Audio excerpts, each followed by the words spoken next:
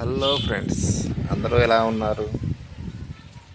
అందరూ ఎప్పుడు సుఖ సంతోషాలతో మంచి ఆయువారోగ్యాలతో ఉండాలని ఆ ప్రసన్న ఆంజనేయ స్వామిని మనస్ఫూర్తిగా కోరుకుంటూ తొలి ఏకాదశి రోజున బెల్లంకొండ మండలం బెల్లంకొండ గ్రామంలో వేంచేసి ఉన్న శ్రీ కోదండరామ ఆలయం ఇది. తొలి ఏకాదశి రోజున అక్కడ ఉన్న కొండ మీద తిరునాళ్ళ మహోత్సవం జరుగుతుందంటే ఆ రోజు వెళ్ళాం. కొండ కింద ఇక్కడ 400 సంవత్సరాల నాటి కోదండరామ స్వామి ఆలయం గలదు. ఇక్కడ రాముల వారు, లక్ష్మణ వారు, సీతామాత ఉన్నారు. ఇది ఎంతో పురాతనమైన గుడి. చుట్టూ కొండల మధ్య ముందుగా ప్రసన్న ఆంజనేయ స్వామి దర్శనం చేసుకున్నాక తర్వాత కోదండ స్వామి ఆలయం దర్శనం చేసుకొని మెట్లు ఎక్కడానికి రెడీ అయ్యాము. ఇక్కడ స్టార్టింగ్ ఒక 500 నుంచి 550 మెట్ల దాకా ఉన్నాయని చెప్తే చిన్నగా స్టార్ట్ అయ్యాము. కానీ ఎంతో పచ్చని ప్రకృతి మధ్య అలా వంపులు తిరిగిన మెట్లు చూస్తూ నడక సాగించాము. నేను మా శ్రీమతి గారు. కొండ ఎక్కేకుంది ఎంతో రమణీయంగా కింద ప్రదేశం, ప్రకృతి ఒడిలో పచ్చని చెట్ల మధ్య ఎంతో ఆహ్లాదకరమైన వాతావరణంలో కొండ ఎక్కడం ప్రారంభించాం. అయితే మా ఫ్రెండ్స్ గత 10 సంవత్సరాల నుంచి కొండ ఎక్కుదామని చెబుతున్నా కూడా ఏ రోజు కూడా మేము కొండ ఎక్కడానికి ప్రయత్నించలేదు. కానీ ఈసారి ఎలాగైనా సరే కొండ ఎక్కాలి, ఆ దేవుడి దర్శనం చేసుకోవాలి. తొలి ఏకాదశి రోజున ఈ ప్రకృతిని, నాకు ప్రకృతి అంటే చాలా ప్రాణం. ప్రకృతిని ఆస్వాదించడం నాకు చాలా ఇష్టం. అందువల్ల ప్రకృతి కోసమైనా సరే కొండ ఎక్కుదాం, పైన రమణీయమైన దృశ్యాలు ఉన్నాయంటే చూద్దాం అని స్టార్ట్ అయ్యాం. చూడండి ఎంత అందమైన లొకేషన్ అంటే, నాకు తెలిసి అసలు ఆ కొండ ఎక్కుతుంటే నేను మన గుంటూరు జిల్లా పల్నాడు ప్రాంతంలోనే ఉన్నామా, లేకపోతే ఏదన్నా కేరళ ప్రాంతం వెళ్ళానా అన్నట్టుగా ఎంతో రమణీయమైన, అసలు అద్భుతంగా ఉంది. అయితే కొండ ఎక్కడం మాత్రం ఆషామాషి విషయం కాదు. 550 మెట్లు ఎక్కిన కాడి నుంచి సరైన మార్గం లేదు. అన్ని రాళ్ళ గుట్టలు, ఆ గుట్టల్లో నుంచి నడుచుకుంటూ వెళ్ళాలి. మా శ్రీమతి గారు అయితే మధ్యలోనే ఆగిపోయి, నా వల్ల కాదు స్వామి, నువ్వు వెళ్తే వెళ్ళు, లేదా నేను దిగి వెళ్తాననే స్టేజ్కి వెళ్ళిపోయింది. కానీ ఒక అరగంట కూర్చోబెట్టి మంచినీళ్ళు అయితే తాగినాక చిన్నగా మళ్ళీ బయలుదేరాము. ఎందుకంటే సగం వెళ్ళి దిగి ఇంటికి వెళ్తే మళ్ళీ జీవితంలో ఈ కొండ ఎక్కలేము, ఆ దేవుడి దర్శనం చేసుకోలేమని నా అభిప్రాయం. అందుకే మా ఆవిడని బతిలాడుకొని మళ్ళీ నడక సాగించాము. ఒక పావు గంట నడవటం, కూర్చోవటం, మళ్ళీ ఒక పావు గంట నడవటం, కూర్చోవటం. దారి మార్గం చూశారు అసలు ఎంత భయంకరంగా ఉందంటే, అది ఒక తొలి ఏకాదశి రోజునే అక్కడ కొండ మీదకి భక్తులు విపరీతంగా తిరునాళ్ళ మహోత్సవం జరుగుతుంది కాబట్టి అక్కడికి వస్తారంట విపరీతంగా. ఆ రోజు మాత్రం అసలు నడకదారి కూడా ఖాళీ లేనంత జనం వచ్చారు విపరీతంగా. అయితే అట్నే ఆ చెట్లు, పచ్చదనం, ఆ కొండల మధ్య అందరితో సరదాగా నడుచుకుంటూ ఎక్కుతానే ఉన్నాం. కానీ చాలా కష్టతరం అయిపోయింది కొండ ఎక్కడం. ఏదో మేము సింపుల్గా అనుకున్నాం, కానీ ఆ రాళ్ల మధ్య నడుచుకుంటూ కొండ ఎక్కడం అంటే చాలా చాలా చాలా కష్టమైపోయింది మాకు. కానీ ఎక్కాలనే కోరిక, ఆ పచ్చదనము, ఆ చల్లని గాలి మధ్య కాసేపు రెస్ట్ తీసుకోవటం, మళ్ళీ కొండ ఎక్కడం, ఏదో విధంగా నడుస్తూనే ఉన్నాం. చివరికి మధ్యలో రెస్ట్ తీసుకుంటూ చొక్కా తడిచిపోయిన చెమటతోటి ఎక్కుతానే ఉన్నాం.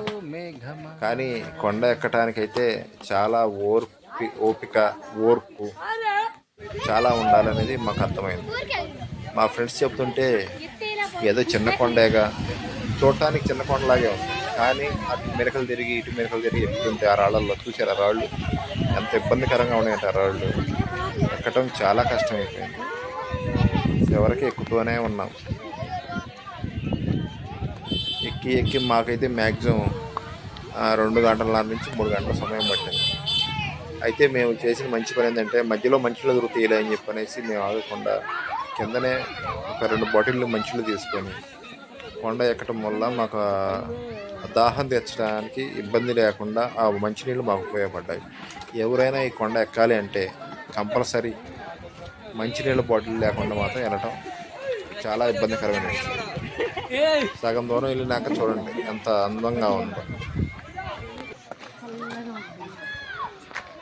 చివరికి ఎట్టయితేనేమి కొండ మీదకి ఇది స్టార్టింగ్ పాయింట్. కొండకి చుట్టూ కోటలాగా ఇది మెయిన్ ద్వారం. ఈ కొండ మీద అప్పటి కాలంలో రాజులు నివాసం ఉండి పరిపాలన సాగించారని చెప్పని అక్కడ పెద్దవాళ్ళు చెప్తున్నారు. అంతా శిథిలావస్థలో ఉన్నది. సరే, ప్రస్తుతానికైతే ఇక్కడ స్టార్టింగ్ పాయింట్ అంటే కొండ మీదకి ఎక్కినాక చాలా విశాలమైన ప్రదేశం ఉన్నది. కొన్ని ఎకరాల్లో మేమంటే కొండ అంటే చాలా పైన బోర్డుగా ఉండిద్ది అనుకున్నాం, కానీ పైకి వెళ్ళినాక చాలా విశాలమైన ప్రదేశం ల్యాండ్ ఉన్నది. కానీ ఎంతో అపరూపంగా ఉంది చూడటానికి. అక్కడ మాత్రం కొద్దిగా చిరుతిండ్లు తిరునాళ్ళ మహోత్సవానికి వచ్చే కోసం బజ్జీ మసాలా కొంతమంది వ్యాపారస్తులు అమ్ముకోవడానికి వచ్చి ఏదో అక్కడ ఉన్న వాళ్ళకి ఆకలైన వాళ్ళకి ఎంతో కొంత వాళ్ళు పాపం ప్రిపేర్ చేస్తున్నారు. ఇది ఒక మంచి విషయం అనుకోవచ్చు. ఇది కూడా లేకపోతే కనీసం తినడానికి పైన చాలా ఇబ్బంది పడేవాళ్ళు. అయినా సరే మేము ఆయిల్ ఫుడ్ పెద్దగా ఉపయోగించాము. ఏదో ఆ మంచిని దాక్కుంటూ కొండ ఎక్కాము. చూడండి పైన ఎంత పచ్చదనం ఉన్నదో. అద్భుతమైన లొకేషన్. పైన అంతా చదువుగా చాలా బాగుంది. అయితే ఫ్రెండ్స్, బెల్లంకొండ అంటే చూడటానికి చాలా సింపుల్గా ఉంది, కానీ ఎక్కడం స్టార్ట్ చేసినాక నాకైతే అనిపించింది ఇక ఇదే లాస్ట్ టైం ఇంక మళ్ళీ జీవితంలో ఎక్కలేమేమే కొండ అన్నంత ఇబ్బందిగా అనిపించింది నాకు. చివరికి ఏదైనా పైకి చేరుకున్నాక ఎక్కడ లేని సంతోషం వచ్చింది. అబ్బా, కొండ ఎక్కాము, ఇక ఇక్కడ ఉన్న ప్రదేశాలు చూడవచ్చు, దేవుడి దర్శనం చేసుకోవచ్చు. అడిగేసి అట్టయితేనేమి చూడండి ఎంత అందంగా ఉంది ప్రదేశం. కానీ ఫ్రెండ్స్, ఇక్కడ కొండ ఎక్కి ఈ దృశ్యాలను చూస్తుంటే నిజంగా మనం మన పల్నాడు జిల్లాలో ఉన్నామా లేదా కేరళలో ఉన్నామా అని నాకైతే చాలా డౌట్. ఎందుకంటే అంత రమణీయమైన దృశ్యాలు ఉంటుందా.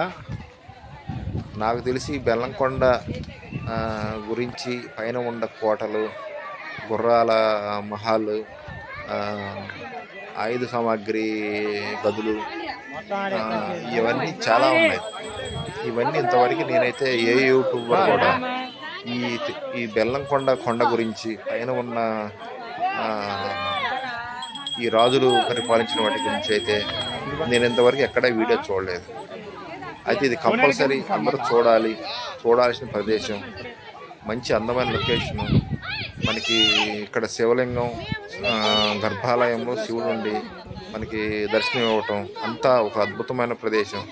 ఆ రోజుల్లో రాజులు ఇంత కొండ మీద ఇంత పరిపాలన చేసుకుంటూ ఒక గుడి నిర్మించి వాళ్ళకి అవసరమైన ఆయుధ సామాగ్రి ఉండటానికి ఒక గదులు, గుర్రాలు ఉండటానికి గదులు, భటుల కోసం రూమ్స్ అన్నీ అద్భుతంగా నిర్మించారు. ఇక్కడ సుబ్రహ్మణ్య స్వామి చూడండి ఎంత అద్భుతంగా, ఎంత పెద్దదో ఉన్నాయి. కానీ ఫ్రెండ్స్, ఇది చూడాలంటే నిజంగా ఇక్కడికి కొండ ఎక్కి ఈ దృశ్యాలు ఇక్కడ దేవుని దర్శించుకోవాలంటే వాళ్ళు నిజంగా అదృష్టవంతులు అని చెప్పి నేనైతే చెప్పగలను. నాకు మా ఆవిడకి 10 సంవత్సరాల నుంచి మేము ట్రై చేస్తుంటే ఈ కొండ ఎక్కడానికి మాకు ఇప్పుడు శివయ్య పిలిపి ఇప్పుడు వచ్చింది. కానీ అందుకు మేము చాలా సంతోషపడుతున్నాం.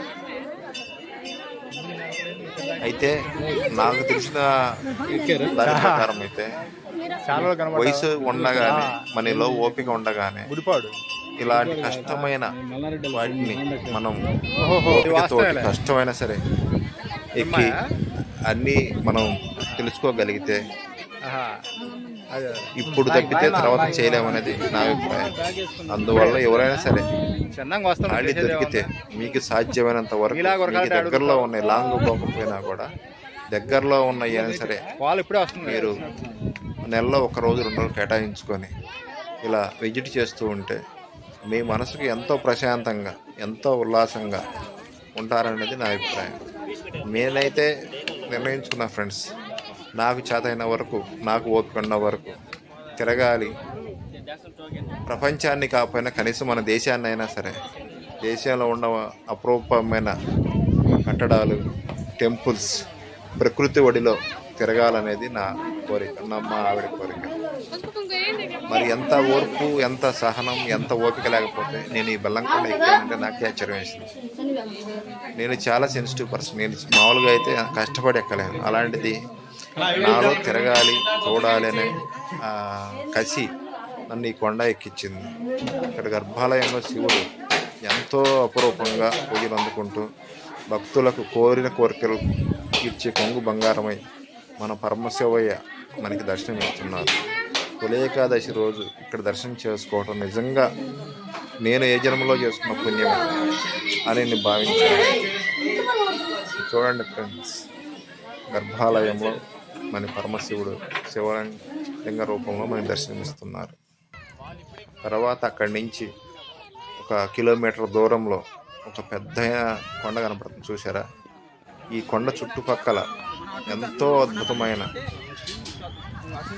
చుట్టూ మంచి పచ్చని చెట్ల మధ్య ఎంతో అద్భుతంగా. ఇప్పుడు నేను చూపించే లొకేషన్ చూడండి ఫ్రెండ్స్.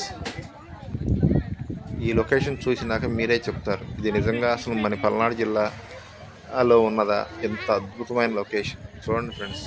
బాబా, అసలు నాకైతే మతిపోయింది ఫ్రెండ్స్ ఈ లొకేషన్ చూసినాక. ఇన్నాళ్ళు నేను ఈ కొండ ఎందుకు ఎక్కలేకపోయానా అని చెప్పి చాలా బాధపడ్డాను. అయితే ఇక్కడ ఉన్న అద్భుతం ఏంటంటే ఫ్రెండ్స్, ఈ చెట్ల మధ్యలో నెమలు తిరుగుతున్నాయి. ఎంతో పద్దాకలు అరుస్తుంటే చాలా అందంగా భలే ఉన్నాయి. కొండ ముచ్చులు ఉన్నాయి ఇక్కడ మనం చూడటానికి. మీరు ఓపిక ఉంటే కంపల్సరీ మీ పిల్లలను తీసుకొని కొండెక్కి ఈ పైన ఉన్న దృశ్యాలు గమనించగలరు ఫ్రెండ్స్. చూసారు ఎంత ఎత్తైన కొండ మీద యువత చాలామంది ఎక్కి గోల చేస్తున్నారు ఫ్రెండ్స్. నిజంగా చూసారా, ఆ చివరన కూర్చొని ఉన్నారు. ఎంత అద్భుతంగా ఉందంటే ఈ కొండ. అసలు నేను ఈ కొండ ఎక్కినాక, ఈ దర్శనం చేసుకున్నాక ఇక్కడ ఒక నీటి కొలను ఉన్నది అని చెప్పంటే కొలను కోసం బయలుదేరాం. ఈ మధ్యలో ఈ రమణీయమైన దృశ్యం చూస్తే ఒక 10 నిమిషాలు ఇక్కడ ప్రశాంతంగా కూర్చొని ఈ దృశ్యాన్ని మొత్తాన్ని ఆస్వాదించాను. ఎంత అద్భుతంగా ఉందో చూడండి ఫ్రెండ్స్. అబ్బా, అసలు మతిపోయింది. ఇంక ఇక్కడ నుంచి ఈ కొలను కాడికి మళ్ళీ వెళ్తున్నాను. మార్గ మధ్యలో చూడండి ఎంతమంది ఆ కొలను అక్కడ నీళ్లు తాగితే మనకి అనేక దీర్ఘ రోగాలకు ఆ నీరు పరిష్కారం చూపిస్తుందని ఇక్కడ వాళ్ళు చెప్తున్నారు. చాలామంది ఇక్కడి నుంచి డబ్బాలు పట్టుకొని వెళ్తున్నారు. సరే చూద్దాం, కొలంలోకి వెళ్దామని చెప్పి మేము కూడా బయలుదేరాం. అయితే కొలను కాడ విపరీతంగా జనం రద్దీ ఉన్నది. అవన్నీ దాటుకొని కొలను కాడికి వెళ్ళాం. వెళ్తున్నప్పుడు మార్గం మధ్యలో ఈ బుడ్డివాడు చూడండి ఎంత అందంగా ఉన్నాడో. వెళ్తూ ఉంటే అక్కడ స్టెప్స్ వచ్చాయి కొన్ని. ఆ స్టెప్స్ ఎక్కినాక ఒక కొండ అంచున లోపల బాగాన ఈ పైనుంచి వర్షపు నీరే ఆ కొలంలాగా ఏర్పడదని చెప్పేసి నా అభిప్రాయం.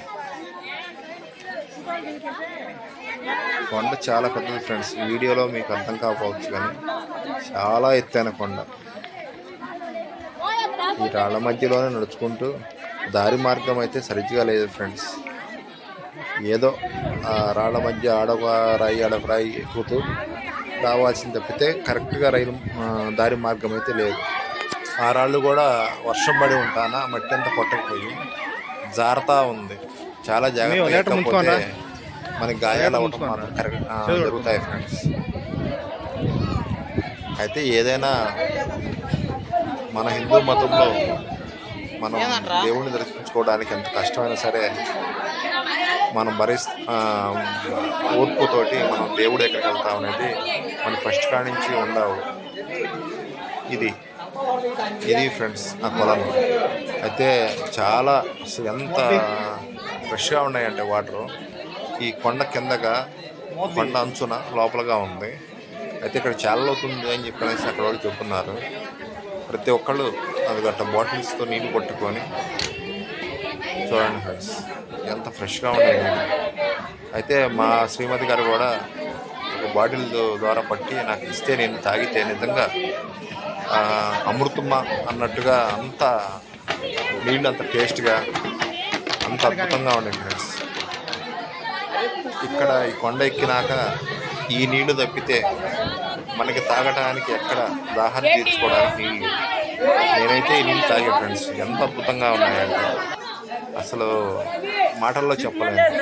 మీకు లీటర్ 600 700 ఏదో హై రేంజ్లో వాటర్ ఉంటాయని చెప్పంటారు, కానీ మరి అంతకన్నా అద్భుతంగా ఉంటాయని చెప్పేసి నా అభిప్రాయం. చాలా బాగున్నాయి. నాకైతే మంచి ఆకలి మీద ఉన్నాను. నేను ఎక్కేటప్పటికి దగ్గర దగ్గర 2-2.5 ఈ నీళ్ళు 1 లీటర్ తాగినాక నా ఆకలి అనేది నేను మర్చిపోయాను. మళ్ళీ కొండ దిగిన దాకా కూడా నాకు ఆకలి కాలేదు. అంత ఇదిగా ఈ నీళ్లు నా ఆకలిని కూడా తగ్గించాయి. చూడండి ఎంత అద్భుతంగా ఉన్నాయంట వాటర్. అసలు నేనైతే ఎంత సున్నితంగా ఉండేవాడు ఈ కొండ ఎక్కేటప్పటికి నా పని నిజంగా అల్లాడిపోయాను ఫ్రెండ్స్. నేనైతే ఒకటి చెప్పగలను ఫ్రెండ్స్, జీవితంలో ఒకసారి అయినా సరే ఇటువంటి కొండ ఎక్కండి, ఎక్కి దేవుని దర్శించుకొని పైన ఉన్న నేచర్ గమనించండి. ఎంత అద్భుతంగా ఉందంటే నేచర్. మీరు ఎటుబడి లాంగ్ ప్రయాణం చేయలేని వారు ఈ కొండ ఎక్కి కష్టమే కొండ ఎక్కడం, కానీ ట్రై చేయండి. ఏమైంది 2 గంటలు ఎక్కేది 3 గంటలకు ఎక్కండి, 4 గంటలకు ఎక్కండి, కానీ ఒకసారి ఎక్కండి. ఎక్కి పైన రాజులకు సంబంధించిన వస్తువులు కానీ మొత్తం అన్నీ ఉన్నాయి. ఆ శివాలయం కానీ ఆ నేచర్ కానీ మొత్తం అన్నీ గమనించండి, అన్నీ చూడండి, ఆస్వాదించండి. ఏదో పోయాము వచ్చామనకుండా అక్కడ ఉన్న చుట్టుపక్కల ఉన్న నేచర్ని ఆస్వాదించండి. మా ఫ్రెండ్స్ బ్యాచ్ ఫస్ట్ నేను మా ఆవిడ మాత్రం బయలుదేరాము. మార్గం మధ్యలో దిగి వస్తుంటే మా ఫ్రెండ్స్ కూడా కనపడ్డారు. వీళ్ళందరూ మా ఫ్రెండ్స్. అందరం కలిసి సరదాగా దిగేటప్పుడు మాత్రం ఫ్రెండ్స్ ఆ బాధ అయితే ఇంకా కష్టంగా ఉన్నది.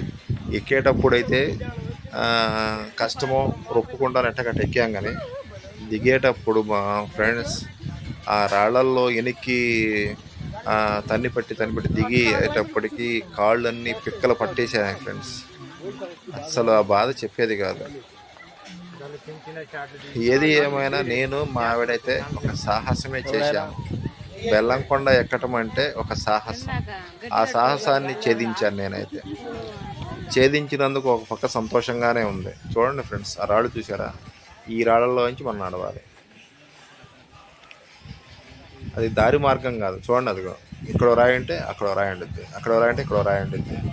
ఈ రాళ్ళల్లో ఏడ కాలు పెట్టాలో తెలియదు. కాలు పెడితే ఒకసారి జారి కింద పడుతున్నాం. చూడండి, అదిగో అసలు ఎంత ఇబ్బందికరమైన దారి అంటే ఫ్రెండ్స్ ఇది. నాకు దిగేటప్పటికి ఎక్కేటప్పుడు 2 గంటలన్నర పట్టింది, దిగేటం 3 గంటలు పట్టింది. ఏదైనా నాకు ఆ నేచర్ అంటే ఇష్టం కాబట్టి